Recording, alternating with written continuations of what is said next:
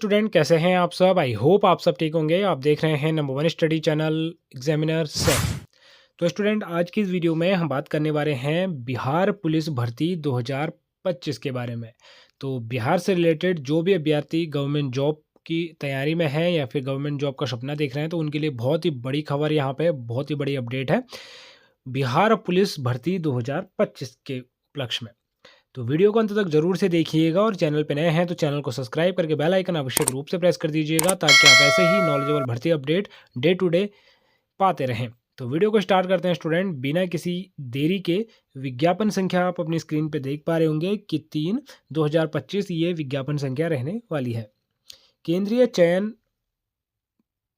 सिपाही भर्ती CSBC के हाल ही में विज्ञापन संख्या जो कि मैंने आपको पहले ही बता दी के तहत बिहार पुलिस में विभिन्न सिपाही पदों पर भर्ती के लिए बड़ी अधिसूचना जारी की गई है। ध्यान रहे इस भर्ती की अभियान के अंतर्गत कुल 4128 रिक्त पद भरे जानी है। कितने? 4128। तो 4128 पदों पे जो है कि पूरी भर्ती वैकेंसी यहाँ पे जारी की गई है।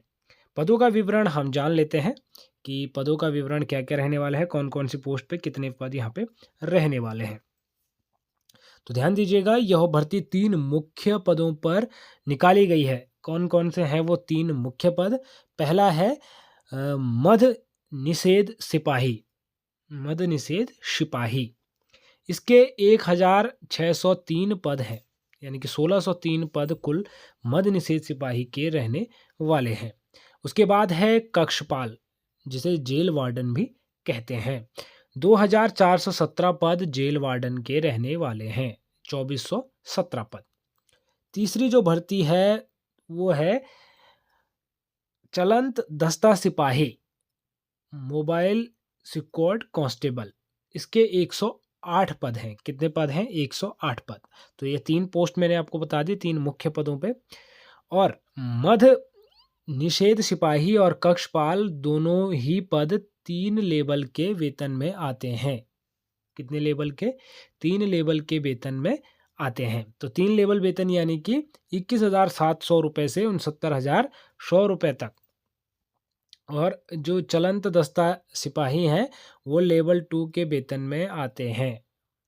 किसमें? लेवल 2 के वेतन में। ध्यान रहे तो लेवल 2 के वेतन में यानी कि थोड़ा वेतन इंक्रीज होगा, बाकी कुछ नहीं होगा। तो यहाँ पे आप देख सकते हैं तो 21,700 रुपये से 69,100 रुपये तक यहाँ पे जो है कि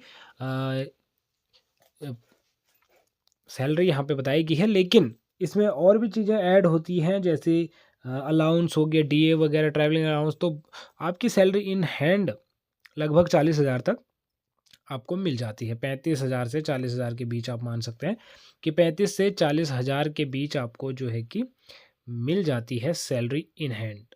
ध्यान रहे। अब बात करते हैं महत्वपूर्ण तिथियों की। महत्वपूर्ण तिथियों की इन पदों के लिए ऑनलाइन आवेदन की प्रक्रिया 6 अक्टूबर 2025 से शुरू हो चुकी है। 6 अक्टूबर 2025 यानी कि आज से इन पदों के लिए जो है कि प्रक्रिया शुरू हो गई है। आवेदन करने की अंतिम तिथि 5 नवंबर 2025 निर्धारित की गई है। कब? 5 नवंबर 2025 निर्धारित की गई है। इच्छुक उम्मीदवार इस समय सीमा के भीतर वेबसाइट देख लीजिएगा, इस वेबसाइट पर जाकर अपना फॉर्म फिल कर सकते हैं। अगर आप डिटेल में जानना चाहते हैं कि किस प्रकार से आपको फॉर्म फिल करना है तो आप मुझे कमेंट कर सकते हैं। अगर ज़्यादा कमेंट आए तो मैं एक स्पेशल वीडियो बना दूंगा कि किस प्रकार से आपने फॉर्म फिल करना है। अन्यथा ये वेबसाइट मैंने आपको बता दी, इस वेबसाइट पे जाके आप अप्लाई कर सकते हैं। अब है शैक्षिक योग्यता और आयु सीमा की। शैक्षिक योग्यता और आयु सीमा। तो इन सभी पदों पर आवेदन करने के लिए उम्मीदवार का किसी भी मान्यता प्राप्त बोर्ड से 10वीं प्लस यानी कि इंटरमीडिएट या समकक्ष परीक्षा उत्तीर्ण होना अनिवार्य है। यानी कि अगर आप 12th पास हैं तो आप इस वैकेंसी के लिए अप्लाई कर पाएंगे। पुलिस विभाग में जॉब पाना बहुत लोगों का सपना होता है, तो आप अपने सपने को साकार कर सकते हैं। इतना आपने जान लिया। अब बात करते हैं आयु सीमा की। तो आयु सीमा की गणना 1 अगस्त 2025 के आधार पर की जाएगी। ध्यान रहे 1 अगस्त 2025 के आधार पर यहाँ पे की जाएगी, जिसके अनुसार न्यूनतम 18 वर्ष आपकी आयु होनी चाहिए और अधिकतम आयु जो है कि सामान्य वर्ग के लिए 25 वर्ष इसमें रहने वाली है। सामान्य वर्ग के लिए कितने वर्ष है? 25 वर्ष। हालाँकि आरक्षित वर्गों को नियमानुसार ऊपर की आयु सीमा में छूट दी जाती है। यह ध्यान रहे कि कक्षपाल यानी कि जेल वार्डन के पद के लिए अधिकतम आयु 23 वर्ष है। किसके लिए? जेल वार्डन पे जो 2400 कुछ पद हैं, तो 23 वर्ष उसके लिए आयु सीमा रहने वाली है। जो सबसे ज़्यादा पद जिसमें है उनमें 23 वर्ष है।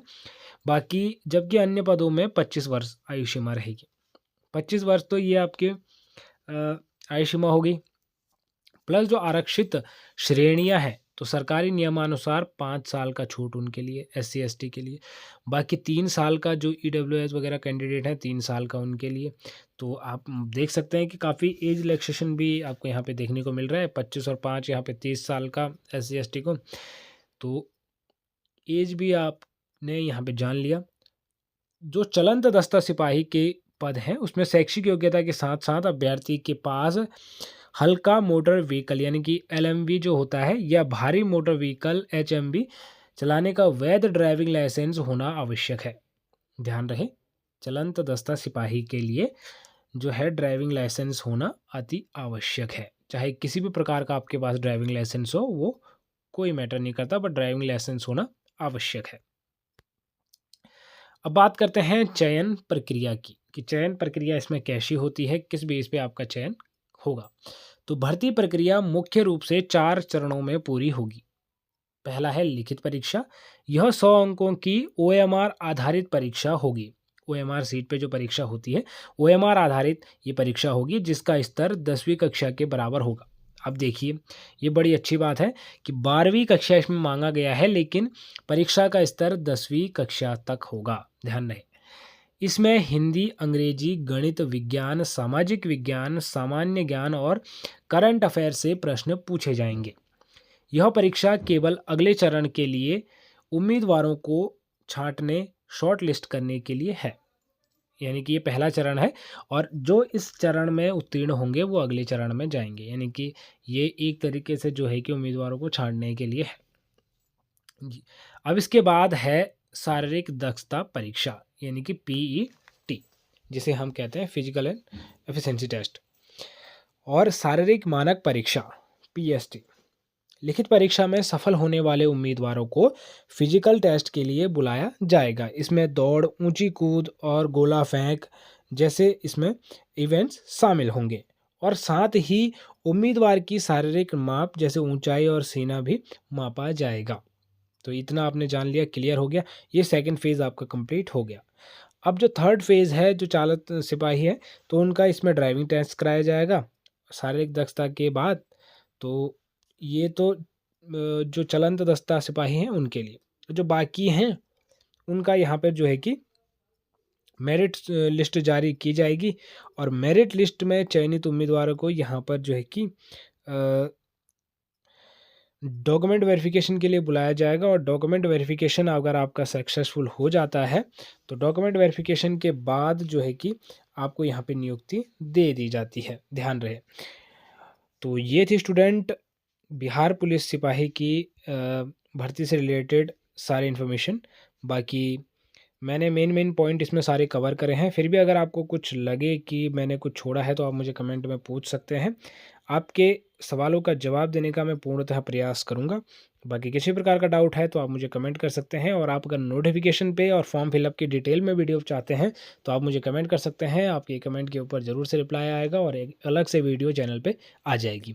मिलते हैं स्टूडेंट एक और नॉलेजेबल वीडियो में, एक और इन्फॉर्मेशन के साथ। तब तक के लिए बाय बाय, टेक केयर।